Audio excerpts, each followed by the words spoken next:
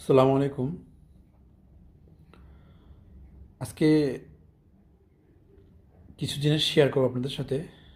যেমন আপনারা সবাই অবগত আছেন যে ভেনেজুয়েলার প্রেসিডেন্ট ভেনেজুয়েলার প্রেসিডেন্টকে ডোনাল্ড ট্রাম্পের স্পেশাল ফোর্স দিয়ে, মানে এই অপারেশনটা ছিল অপারেশন ডেল্টা, তাকে তুলে নিয়ে গেছে। তার ওয়াইফ সহ তাকে 2.5 ঘন্টার অভিযান ছিল, তাকে তুলে নিয়ে গেছে। তাদের এখানে বলা হয়েছে যে মাদুরো মাদুরো নাকি আপনার ভেনেজুয়েলার প্রেসিডেন্ট মাদুরো। তো এই মাদুরোর সাথে শুধু মাদুরোর সাথে না, এর আগে যে প্রেসিডেন্ট ছিল হুগো চ্যাভেজ, তার সাথে ওই আমেরিকার সাথে দ্বন্দ্ব।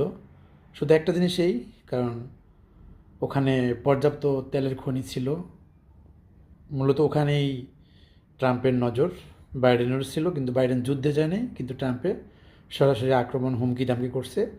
তো ভেনেজুয়েলার প্রেসিডেন্ট কর্ণপাত করে নাই।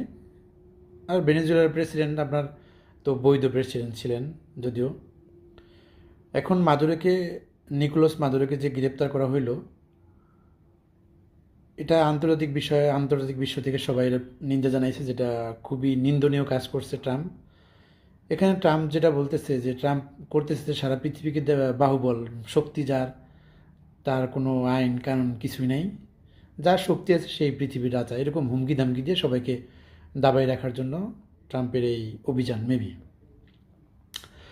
এখন ট্রাম্পে এই অভিযান কেন চালাইলো, এটা কি বহির্বিশ্বকে জানান দেওয়া যে আমেরিকা এখনও শক্তিশালী? এর আগেও চালাইছে, যে আপনার পানামাতে, তারপর আপনার ইরাকে, এরকম করছে অনেক জায়গায়। কিন্তু এই অভিযানটি ছিল আপনার পানামা, কিন্তু কোনো সামরিক বাহিনী ছিল না পানামায়। তাও প্রায় 14 দিন লাগছিল এই পানামা করার, মানে অভিযান চালাইছে, 14 দিন সময় লাগছিল। পানামা প্রেসিডেন্টকে অ্যারেস্ট করা হলো। কিন্তু এটা হলো সবচেয়ে হতবাক, যে ওই বর্তমান বিশ্বে 2.5 ঘন্টার ভিতরে সরাসরি যে প্রেসিডেন্ট প্যালেসে হামলা করে তাদের প্রেসিডেন্টকে তুলে নিয়ে আসছে স্পেশাল ফোর্স দেয়া। তো এটা আসলে ট্রাম্পের জানান দিল হয়তো ইউরোপ, আমেরিকা, অনেক দেশকে, আপনার চীন, রাশিয়া, যে আমরা সামরিক শক্তিতে সবার চেয়ে এগিয়ে।